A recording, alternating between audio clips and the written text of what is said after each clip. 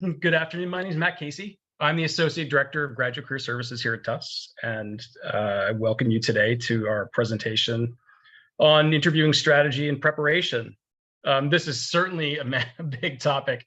I think planning this out for sort of earlier in the second semester, many of you are either actively pursuing opportunities and having dialogues with employers or have intentions to, or maybe for those of you who are just interested in some of the mechanics and best practices of interviewing. So this conversation today is around best practices, around how we can think and prepare for the interview process. So we'll be going over a variety of pieces.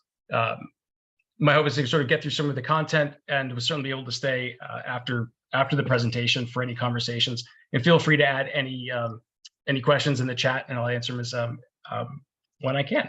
So what I think is important, and for those of you who've seen presentations historically, is that in every presentation I give at Tufts, this slide always presents itself.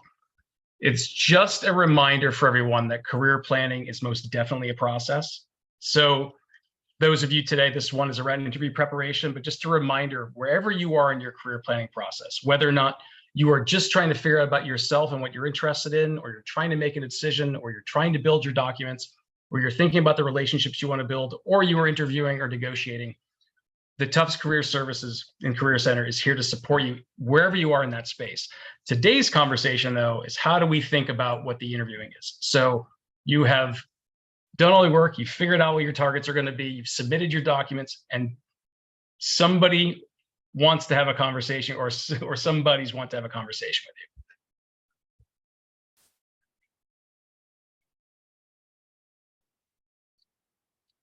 you. This is a criteria to think about interviewing.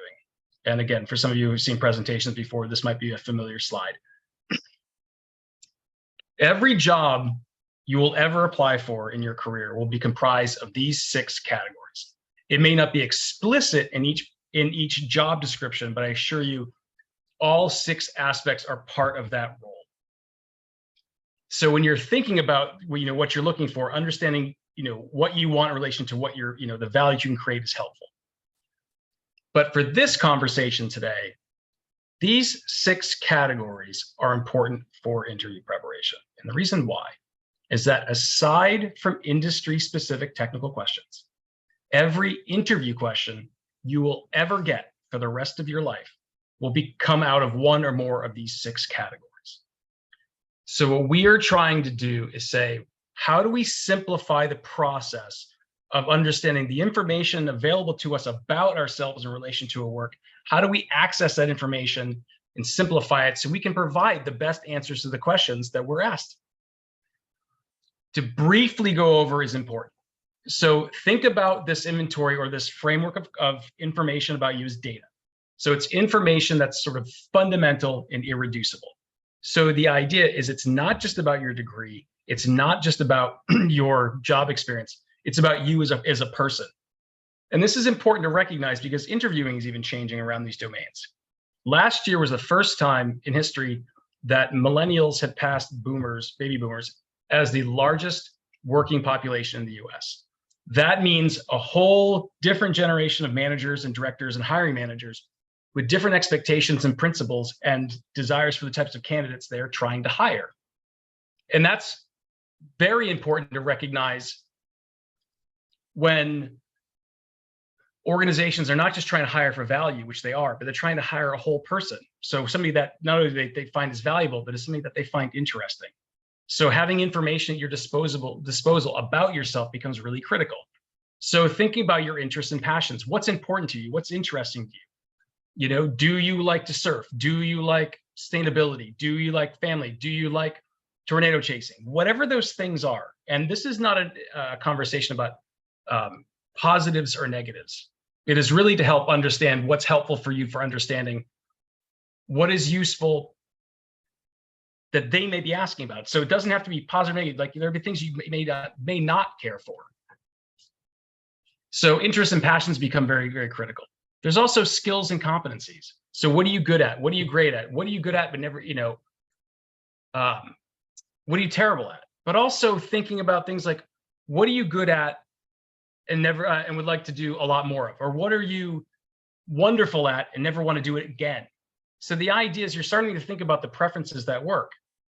So you're starting to think, but this, when we're talking about interview prep today for everybody, and why we're talking about this framework, is that this is where most people stop. Is that it's usually where people stop for job search, and it's usually people stop in interview prep. So what do I like, or what am I interested in? Namely, this company or this organization and what it does. And then what am I good at? It's the other 4 aspects that create a huge difference for audiences. So the idea is that because organizations are trying to understand a whole person when they hire them. So the third is attributes and descriptions. These are the words and the brand words that would describe you, or how you would hope other people would describe you. So this could be about anything. What I would say is, this is, when you're thinking about questions, is not being generic. It's really important. Or if you are being more generic, it's explaining those pieces. One of the interview questions I often give, and done just very recently, is if I put your friends, family, and colleagues in a room and asked them to describe you, what would they say? That's an exercise in understanding how we perceive ourselves and the words that we use to describe those aspects of ourselves, which make us unique from someone else. And I'll just step back for a second, and just to share is that interviewing is definitely a skill that can be practiced, and it doesn't have to take a long time. So recognizing is the things that we're going through today are elements that can be developed in practice, and we do mock interviews, and there are tools to develop your skill set in these areas. So this is just a framework of thinking about it. Then it's values and motivators. What's intrinsically important to you? Is it family? Is it friends? Is it sustainability? Is it consideration? Is it the environment? Is it et cetera? Or what doesn't motivate you? This becomes really important when you're thinking about not only your interviewing, it's also sort of negotiation, because you could have the greatest job doing the greatest thing for the greatest people in the world. But if the organization has a value structure that's like antithetical to yours, the likelihood of your viability or your enjoyment of that job in the long term is really low. So you're trying to figure out where's the fit, not only telling me what works for you, but also hearing what works for them. Then it's styles and preferences. This gets overlooked a lot. This is about work. So how do you like to work? How do you like to work with others? How do you like others to work with you? How do you like to lead? How do you like to be led? What's the best boss you've ever had? So this is thinking about the nature of the work that you want to do and what their expectations are. What kind of, under a question you might get is, under what circumstances, in an environment like this, would you be the most successful or the least successful? That question is asking you under, of all the conditions, the people you work for, the systems that you're in, the location of that spot, how you're managed, or how you are managing is going to make you the most or least successful. So thinking about the nature of the work that's being done and understanding that becomes critical. And lastly, it's goals and expectations, and really it's just intentions, because goals are just intentions with dates on them. But why are you doing this? Like, do you want to buy a house? Do you want to retire at 40? Do you want to find enlightenment? Do you want to write a symphony? Do you want to pay off your student loans? Well, this becomes helpful as you start to think about the roles that you're targeting. But when we're interviewing out, within moral, ethical, and legal bounds, the interviewer can ask almost anything. So the idea is one way to get at information sort of outside the traditional mechanics is, tell me something about yourself that I won't find in your resume, your cover letter, your LinkedIn profile. Well, that's a question that can be asked, and information we pulled from any of these buckets. So you start thinking about, I might want to tell them what my intentions are, what I'm thinking about. I might want to talk about what my interests are. I might want to tell them what my values or what I care the most about. So the exercise is in asking ourselves questions about these areas and knowing where to put the information. So when you're in an interview, it's about, what are they asking me? And then what are they actually asking me? Like, there can be a point where well, that's definitely an interest question, or that's definitely a styles and a values question. And you can start thinking about, so instead of this is just a framework of thinking, instead of any question, anytime just could be anything coming out of the ether. Now it's, well, there's a place for all this information that's in my mind. And now that I know that there's a place, I know where I can put it and have a dialogue about it and practice those pieces. So this is one way and framework of thinking, but I think the more questions we ask ourselves about what our preferences, our interests, our goals, and expectations are, the easier it is to ask them of others, or to be able to respond to others. So let's talk about basics, like the interviewing basics. So I think it's important to think about is that, every job you apply for, or at least mostly, will have a position description and a framework. You can deconstruct the job before you ever get to your interview. And what I mean is that if you have a position description, that position description is broken down into, requirements and expectations and qualifications. When you are looking at that, there are ways to break this down. This is another way of thinking, is that everything on the left side of this box, and this document will be shared with everybody at the end of the presentation, everything on the left side of this table is taken directly from the previous slide. So these are responsibilities of this job. But what this document is asking you is threefold. In the colored hued boxes on the right is asking you, all right, what are the skills that align with that job based on the requirements of this job or the responsibilities? And in the blue column is asking you if there's any gap in that space, how would you fill it, or how would you develop it? And thirdly is, how interested are you in the responsibility of this job? They're going to be asking you about the qualifications and how you fit for this opportunity. This is one way to think more directly and specifically about, okay, what can they're telling me in the position what the expectations of this job are. How well do I fit that expectation? And then what would I, if I don't have the best skills, what transferable opportunities would I have, or how might I upskill? But it's also thinking about how interested you are. So if you're looking at, and this is something that could be scored on maybe a 1 to 5 scale, but it's also helpful to recognize just because you can do something doesn't mean you're going to love to do it. So this is just a check when you are preparing for interviews, is that they're listing all the things that are responsibilities of this job. And usually those things that they're listed are prioritized, the most important at the top and down most of the time. So if you look at the top 3 or 4 things, how interested are you in doing that work? Because I think that is going to come through in the interviewing that you do. So this is maybe sort of a little bit on the targeting side. But what it does help you do is break down, not only you can do it for qualifications, but you can also evaluate a job. So the idea is that you could be the job you're interviewing for. You could be looking at it and say, okay, here's the job, and I know the responsibilities. I've done my work on the inventory about myself. I can score these possibilities. And why this is helpful is that it allows you to prepare well in advance by asking yourself the questions around these elements that they're going to ask you about. So if you're thinking about what your alignment is for a role, and you're like, it's a 3, well, I can do this and do this, there might be a gap here. You can think about, well, what type of things would I have to do to adapt? And you can think about, if the elements of this role. So what this does is just more of a quantitative, slightly more objective way to evaluate an opportunity. And this is something we can help you with the Career Services Department. You can certainly do on your own. And it's not essential, but I think when we can break down complex elements into its parts, we can make them more objective and be more emotionally engaged with the opportunity without it becoming overwhelming. So this is sort of deconstructing an opportunity to understand what it is actually asking, and then preparing ahead of time by asking yourself the questions of how they match to that. Even if you haven't gotten the specific questions yet, you're already getting yourself in a mindset to respond to them because you've already done the work. So then there's the interview. So they've submitted, somebody's reached out and said, usually the plan, oftentimes, depending on the role, is there's usually a phone screen.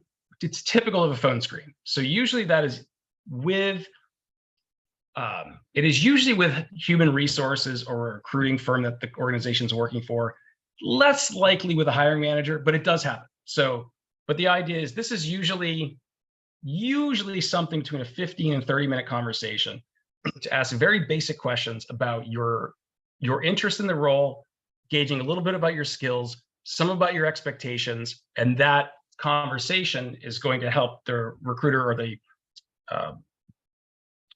sort of the hiring authority decide if they want to move you through it, forward through the process. And we can talk about how that lines up. Then there's usually, if you pass that phone screen, there's usually one or a series of interviews to get the role.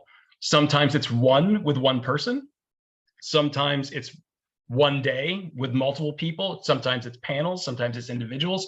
Sometimes there are case studies. Sometimes there are group group interviews where people are working together and panels sort of evaluating those opportunities. And then there are oftentimes, there's the negotiation pieces. So there's no singular way. Different organizations are going to interview in different elements. So, and depending on the nature of the role and what they're looking for. So there are many, some of you maybe on this call already that may have gone to consulting engagements where you're on your 6th interview and your 3rd day and your 10th hour. Those are typically outliers, but they're not, they do happen. But here's the thing with interviewing, and I think is helpful to understand. It is expensive and time consuming to recruit talent. So organizations are, if you're being in the process of being asked to interview, let's say you get past the phone screen, to some degree, there's an expectation you can do this job. Doesn't mean they're not going to try to evaluate and get into the salient details, but there's an expectation that you can do this role, or they can train you up to do that. And the other idea is, they're trying to figure out how you're a match with that organization. So regardless of the situation that you're in, the answering of questions becomes paramount in how we answer them. What is fascinating, I think, is when we think about the interview, and I would say this is predominantly true of in-person, but I'd say it's still true of the percentage is probably slightly different for virtual interviewing, but the idea is about 60% of interviewing in person is nonverbal. So that means 60% of the interview you're having is around eye contact, posture, body language, breathing, tone. So that is helpful to understand, is that you can prepare for those things of like how you dictate yourself and how your body language, or how you're positioned, or how much you move, or what kind of eye contact you make. And that you can prepare if it's something that doesn't feel as natural to get to practice and develop. These are skills that can be developed and coached. They aren't something that are ethereal and can't be accessed. But recognizing, your position in space is just as much important as what is the information that comes out of your mouth. And it's also, the other part is it's the nonverbal communication style and cues from the person or people that you're interviewing with. So even before you're getting into the conversation, this is just sort of hopefully a humorous approach to saying sort of how we prepare. People ask me, if I'm interviewing in person, what should I wear? And that depends on the institution, the organization. Sometimes it's asking other people who work for that space.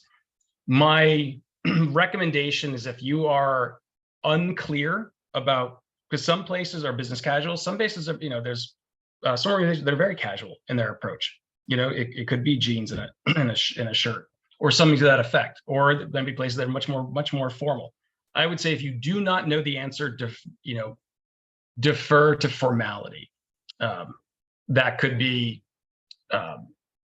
it could be suits, jackets. What I would say, whatever that is invest. If it's in person, is that, this is, aside from your resume, the first time they're going to meet you, this is the first impression they're going to have, is that if you can invest in what you're wearing and what you're bringing into that experience. Think about, clothes that match. Thinking about getting your clothing tailored if you think it's helpful. The idea is that, this is the outward representation of your internal, your internal being.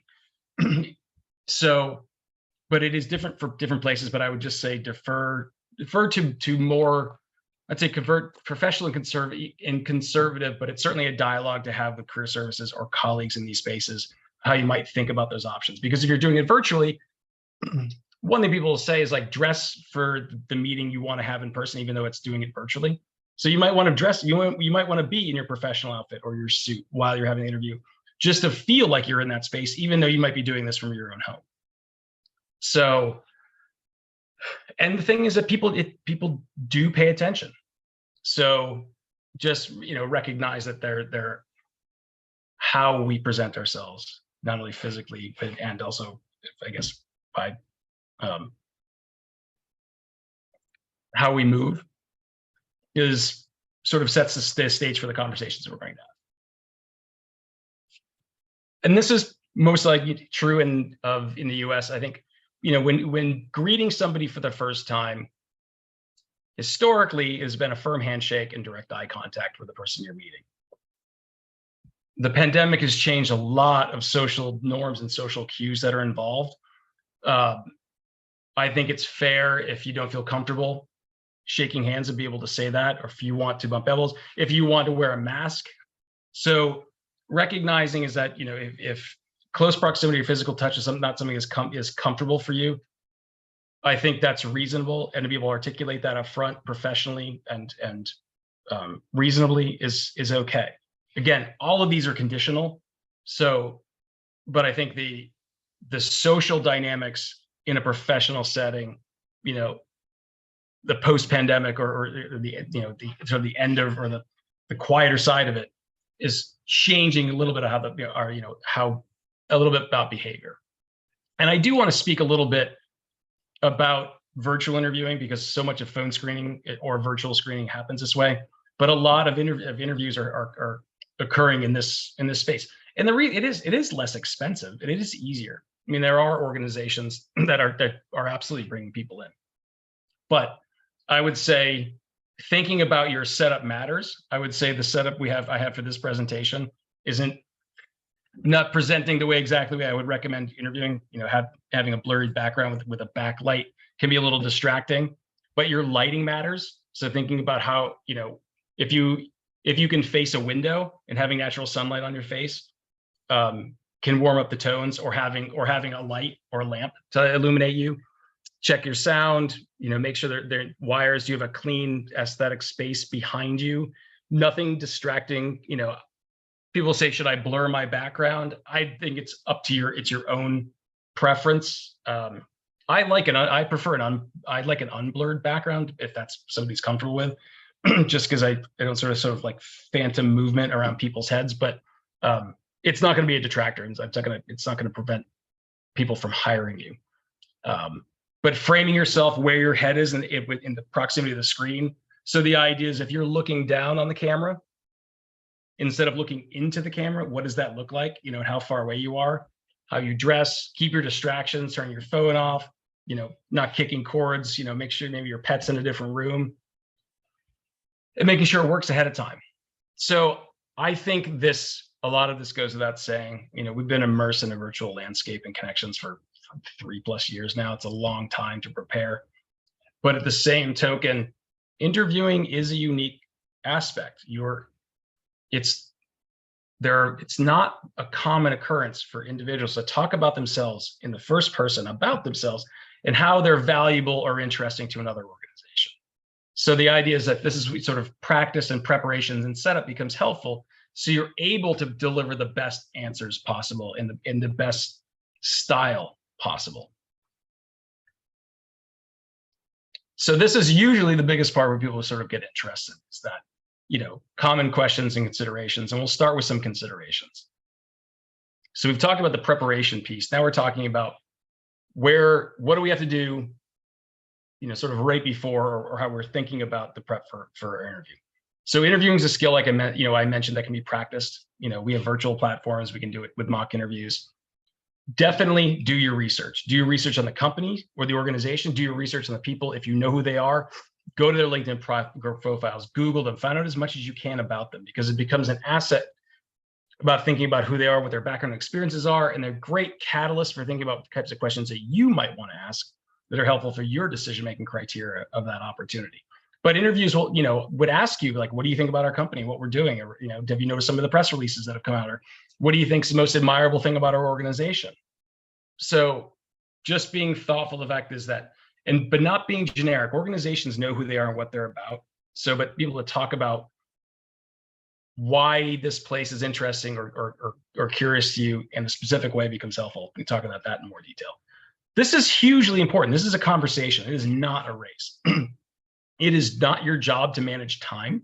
It is not your job is to be able to fully answer the questions that are asked of you in that conversation, and that the interviewer's job is to pace that conversation. Now, that doesn't mean having long, unending answers to questions. I think, the way to, there's a balance between those pieces.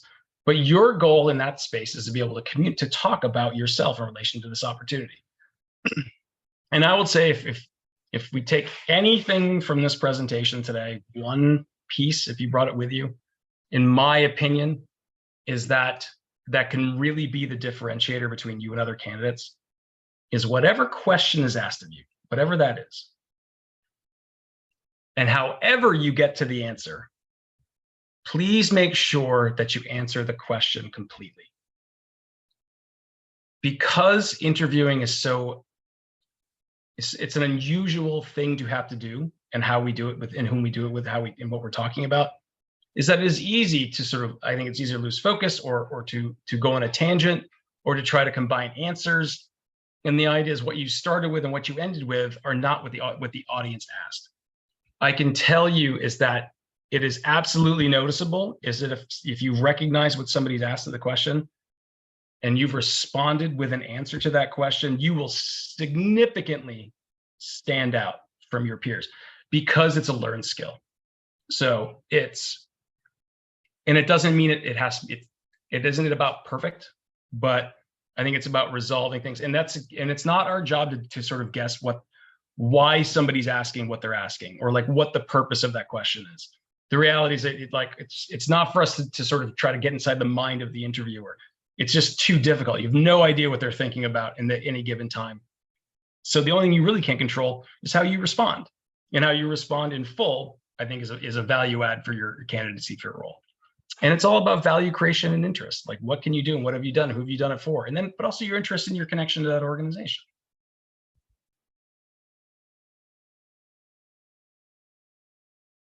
There are questions that I think are helpful to engage with, or at least discuss, because they're often the most common and oftentimes the most uncomfortable.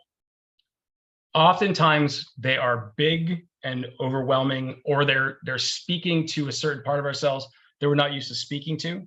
So I want to be able to go over a few of them today in preparation, that are things that are in common, and how to think about them ahead of time. Again, everything that's being talked about today are examples of best practices, but nothing's directive or imperative. It is just a way to showcase how we can talk about information. So the biggest one is tell me about yourself. So this can feel overwhelming because you can answer with anything.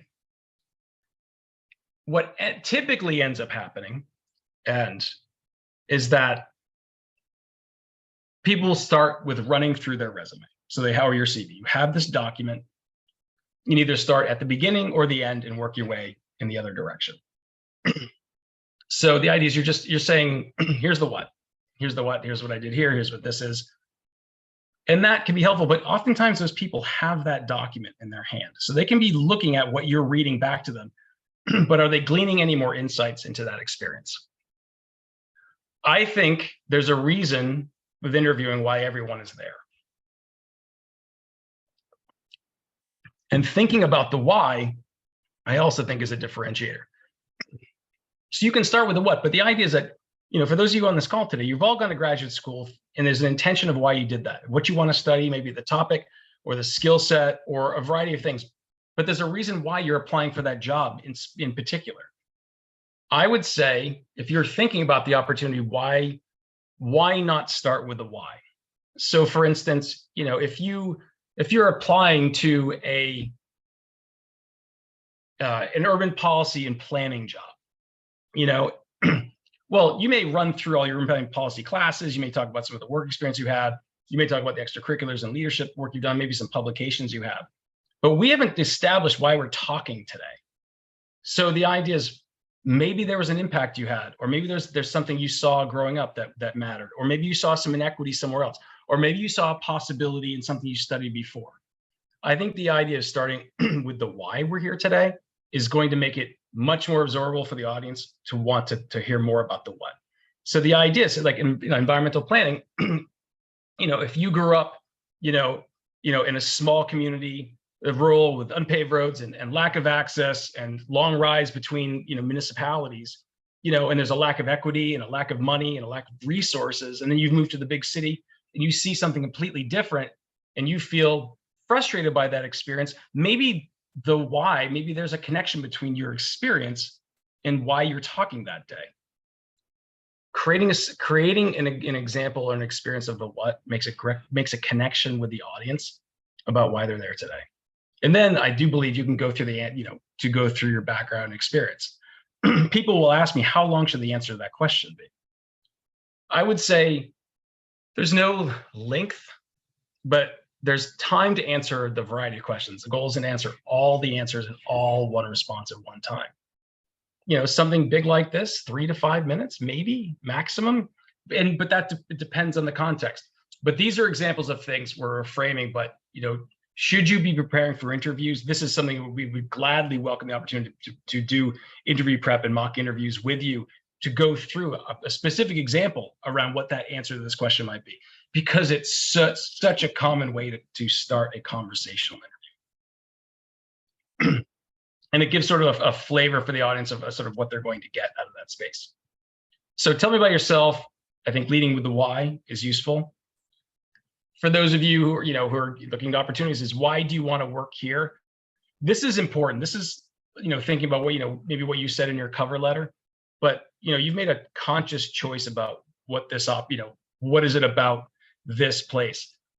This is where I wouldn't be generic. Like people who work for organizations know what their value structures are. People who work for Tufts typically will know what the values of Tufts are, or have some perception of what people perceive the perception of Tufts, Tufts University to be. So the idea is that this is where your intentions become important. You want to work here because it leverages your skills? Do you want to work here because you can, this is where value creation is helpful. Whatever they do and what they're doing, do your skills allow you to do it? Do your interests allow you to do that? Does your values align with what they're trying to do? Is that it's, I think when working in career services, it could, for those in my profession, it could work anywhere. Why Tufts? It's got a large, seasoned team, and it works across disciplines, across humanities and social sciences, STEM, and the arts. It strongly values interdisciplinary understanding and care, and it's a place where people want to solve complex problems, and oftentimes want to make meaningful contributions to the world. And there are other organizations that do that too. But those are things that happen to resonate with me about this organization, is that it's so learning a little bit more about the place, but also thinking about how they can benefit from your work in relation to how you're connected to those pieces. Then there's the why are you looking now? That oftentimes comes with folks like sort of like that job or two after you graduate. But if you're currently in the process of, if you're interning or graduating, is that I'm at this phase in my academic career. I'll be graduating at this time, so looking for my first, full-time role outside of graduate school. If it's not that case, if it's, if you're more in the future, there may be different reasons for that. So if you are sort of mid-career and sort of changing and thinking about why you're looking now, what I would say is honesty can be helpful, but not too honest. Like if you have a really frustrating experience with your current boss, that may be the catalyst for you wanting to change your job. But that's where I wouldn't frame the conversation about your actual experience, because that could ask questions like, well, if this person's having a frustrating time with their job, what's the disconnect between their boss and are we going to have the same problem? So the idea is when you're looking, I think it's more about affirmation, is that, I've established this part in my career and very successful and excited about what they've been able to do. But this new specific role is incredibly excited. I wasn't actively looking, but this role is particularly exciting for these reasons. So you can sort of shift the narrative to like, I want to work here and I want this job. It's this opportunity. I'm not just sort of randomly looking. Again, these are all basic examples. They're certainly not dictates. The second one that people start thinking about is, and I think it's the most, can be the most frustrating or challenging, is what's your biggest weakness, or what are your biggest weaknesses? And this is an incredibly frustrating question, I think, and for a couple of reasons. One, I don't happen to love the question. I do think it's a little bit lazy, and I don't think it's actually asking the interviewee what they think it's asking. Because if you're asking me, it's sort of identifying. If the question is, we want to understand where you think there are potential gaps or places to upskill in your experience portfolio, what are they? And how are you thinking about developing them? Your biggest weakness is saying, well, I've evaluated these things. This is what I'm not doing well. I have to acknowledge that to you, but I've got to do it. How do I acknowledge something that's not is somewhat related to this thing, but not saying it's fundamentally dissonant from the core expectations of the job? Like, my biggest weakness is event planning, and you're going for an event planning role. Well, yeah, that's that. So what I would say in these situations is that you do not necessarily have to resolve a weakness with a strength. So the idea is that there's a lot of possibilities, but I'll give you an example. Is that in my particular role, one of the 60% of this role is advising, which is I love. 10 to 15% is about sort of advice and content development, subject matter expertise. So sort of pushing information out.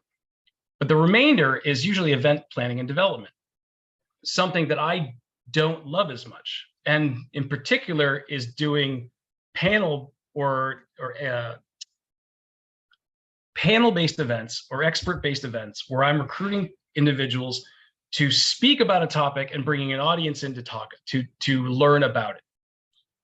It's not about the logistics for me per se. It is more about the anxiety it causes. Is that I fear the time and effort of asking people in their own time to come to this experience to learn and engage, and that either the panelists or the people involved are frustrated and don't get the value that I hope they would get out of it, and that I disappoint them and they won't want to participate again. So the anxiety is creating an experience that isn't valued or isn't valuable to others.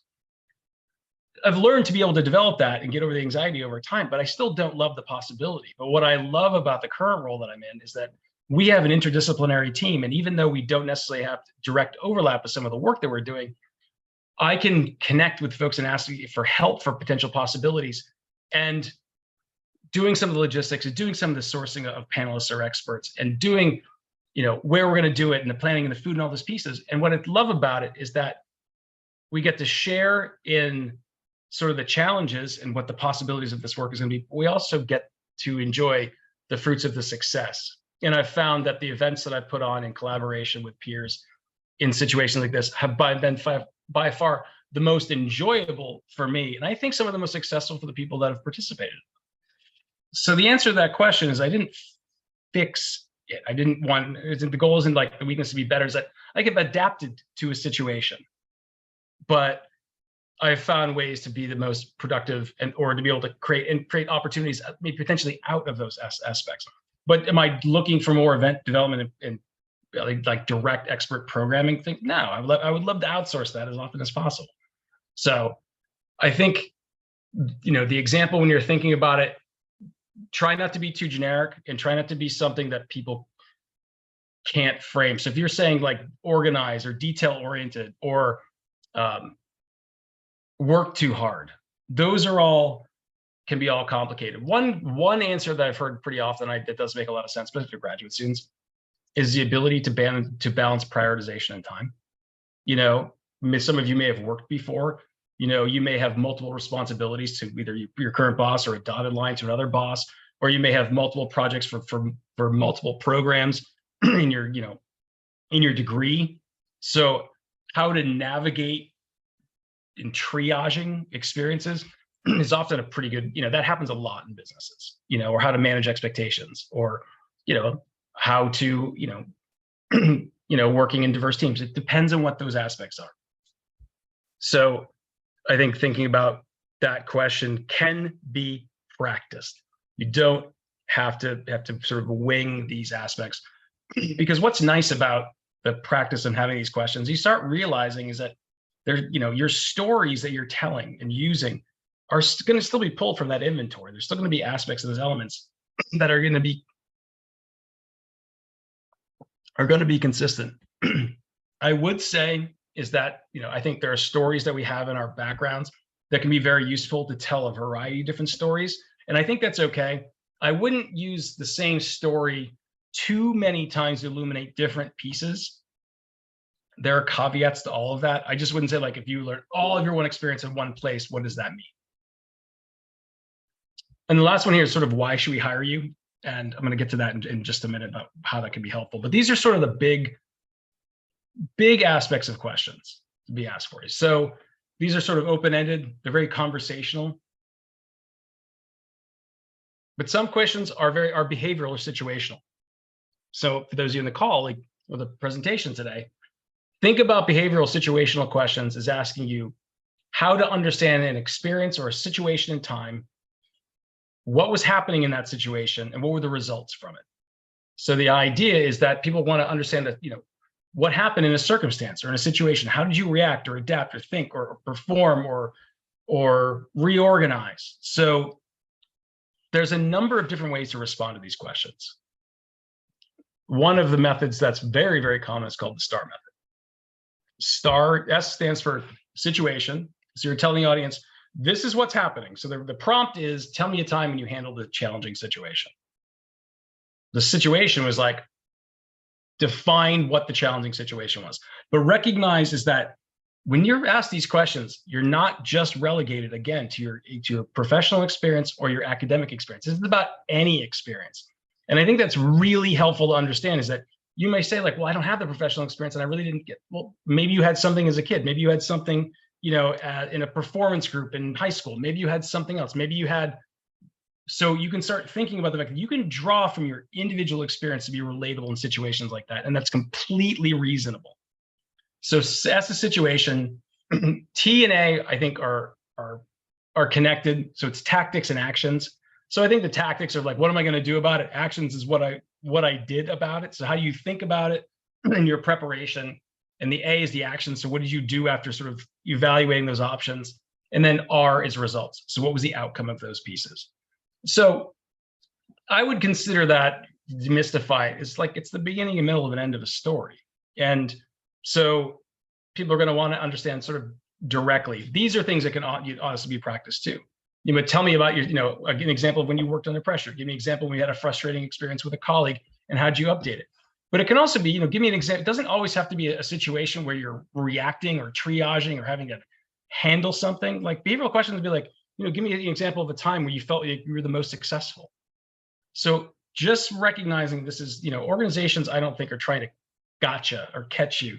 So, and may want to understand how you perceive yourself in a variety of different lights. So, focusing on how you've adapted or challenges or frustrations can be useful, but also realizing, where have you been the most successful? Where have you been the most, accepted? Where have you been the most professional? So, and there's obviously there's no end to the types of questions that can be asked in this domain.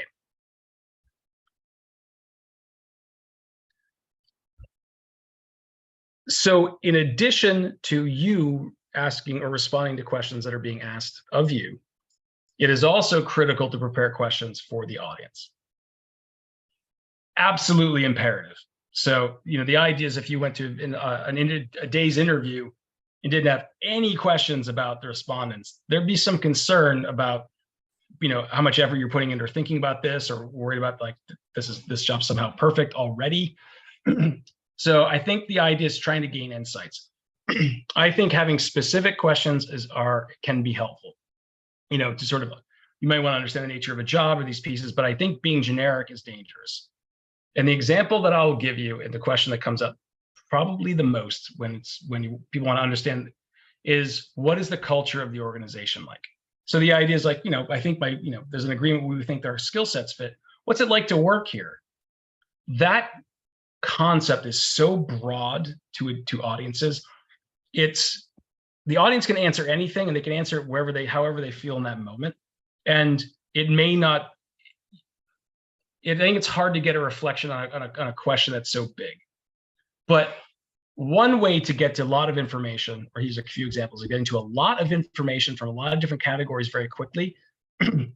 One is in your experience, what are the characteristics? This could be anyone you're talking to. This could be a hiring manager. This could be a boss, be a peer. It could be anybody in the organization.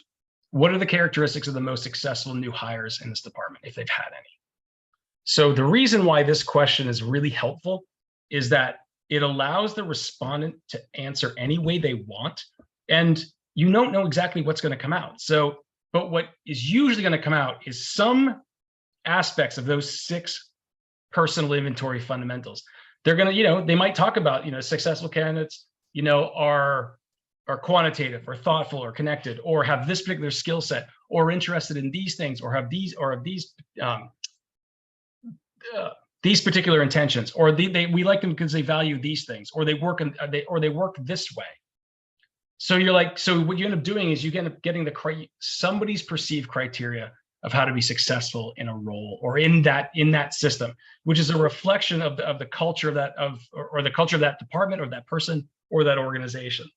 Now, what I like about this question like this is helpful too, is that the response isn't always going to be positive or negative. Response could say is like, what's been frustrating is we haven't been able to hire somebody in the last 2 years that we found fit our organization in the most successful way.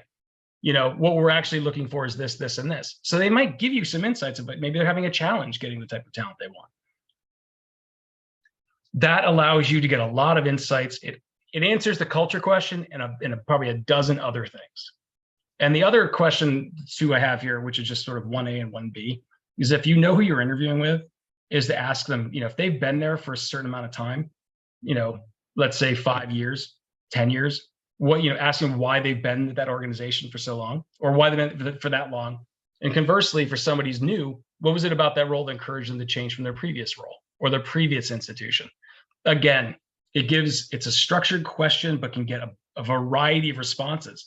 Because some people may say, I changed for the skill, but some people might say, I changed jobs because my partner got a new opportunity and we moved across the situation, and it gave me the time and the resources and flexibility, even though it's not the ideal thing I want to do. So people can be very direct and vulnerable in these conversations too. So you can get a lot of pieces. These are just 2 examples that I think can be useful. Again, like everything else in this presentation today, are hopefully just nuggets of information, some simple tools, and the fact that there are resources available to help you practice and develop these skill sets. I just bring this up is that sort of people asking about soft skills in companies that need the most, and for those organizations are usually hiring for skill categories, like what can you do? Can you develop these things? These are just helpful to recognize is that sort of what organizations are looking for. And they may be asking questions around these type of topics. So they may be asking you, how do you, your problem solving stance, or like, how do you think critically? Or, how would you gauge, your adaptability? So this is just an idea of recognizing like, this is based on data from surveys from thousands of organizations saying this is the type of possibilities. So just when you have in mind, there may be some preparation work on some of these topics because they're the most desirable from a professionalism standpoint. And I'd say the last thing, the why you want to work here. This is some advice that I directly benefited from earlier in my career. And the time is at the end of an interview, whether or not it is a traditional pause, or maybe you create a forced pause, or there's a question if you ask if you have any questions. I'm an advocate at the end of an interview in some capacity, is that you tell the audience that why you're skilled, why you're interested, why you're valuable, and that you want this job. And what that's called in sales terms is called the close. And the experience I had was when I worked for a biotech firm. I interviewed my penultimate interview was with a senior product manager. It went well. She said, "You're going to meet with Mike." I said, "Yes." And she's like, "You're going to have to close him." And I was like, I don't know what you mean. So the idea is like, he is a sales and marketing professional for the last quarter century, and he's as good at what he does as anybody in the industry. And his job is sales. And she mentioned, he's like, if you do not ask him for the job, he will not give it to you. And the idea is that, sales isn't sales. Like, sales is just a conversation until you ask for the business. And I think it works the same way in interviews. The idea is that, and I think this is a differentiator. Like, all things being equal is like, if you have any last things to say, is like, I think my 5 years of experience in this area aligns well with this work. I think my skill set and these aptitudes, and my desire to sort of solve the problems you do are aligned well. And I think this is where you're unequivocating, is that, should my candidacy still be desired or move forward, I would love to work here. True, not true, that's totally up to you. But the idea is the last thing the interviewer has in their head is you just asked them for the job. That is a nice way to part ways with somebody who's thinking about a variety of candidates and what's moving forward. You just told them why you can do the job, why you want the job, why you should do the job, and that you'd love to do that job. So again, all can be practiced and developed, but like closing the deal is an important factor. And then finally, there's always questions about the follow-up. So do you send thank you messages at the end of an interview? Absolutely. So it used to be, and you still can, you can send handwritten notes. Snail mail can be a little slow. It is perfectly acceptable to send a message via email to an email address. Usually sending it within the first 24 hours is important. There's some flexibility. It is completely polite and reasonable to ask for somebody's email address and tell them that I'd like to send you a thank you note. So there's just the expectation that that's what's happening.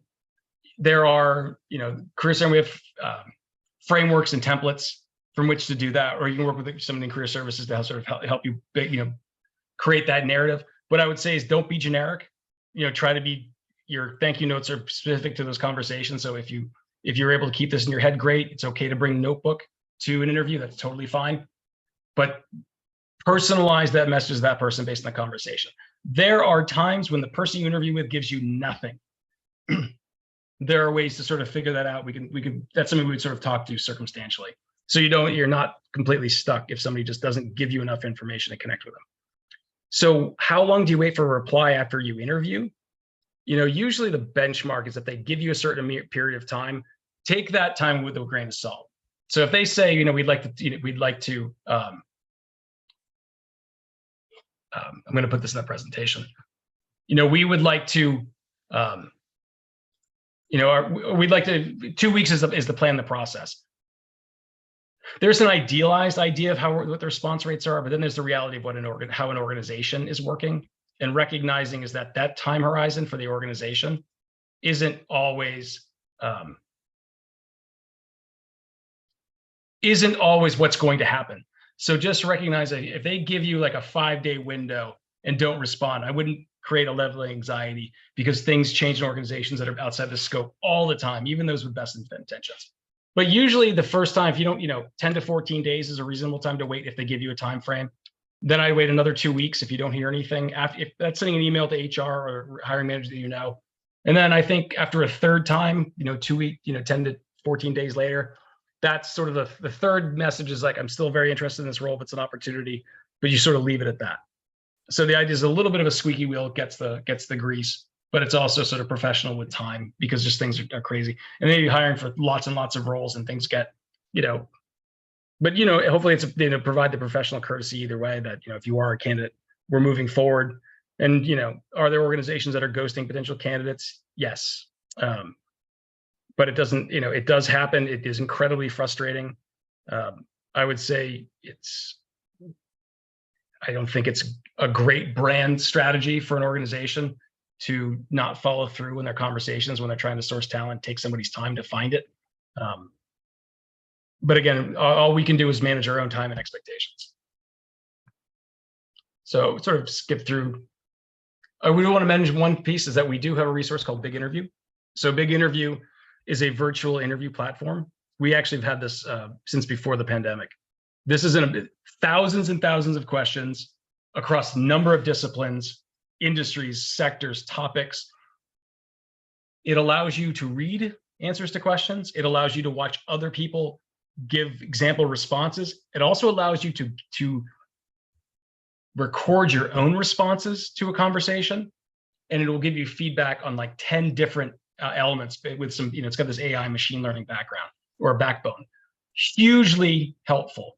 So as you're thinking about how to practice in your time, certainly setting up mock interviews, career services, or doing mock interviews with friends or colleagues or faculty, but also recognizing this is an incredibly helpful tool to sort of hone those conversations and those pieces. And there's information, and I've attached this presentation to the chat, so you're all welcome to download it. We also have some content on the YouTube page. This will be up, but there's also other people. So when you're thinking about interview prep, you can, having other people give their own insights about interviewing around industries. I think YouTube's still the second largest search engine in the world. So there are people providing interview prep across topics on everything.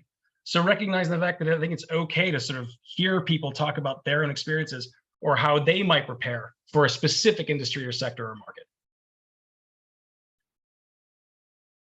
So this is sort of a list of career services, strategy background. We provide everything from who are you and what you want to how do you get it, events, programming, document evaluations, networking and relationship management prep, mock interviews, et cetera, et cetera. So we are here for your benefit. Our hope is to, provide advice, resources, and tools so you can maximize your opportunities, here and elsewhere. And that, interviewing is a skill, and we would love to help you develop it if that's something that is helpful to you.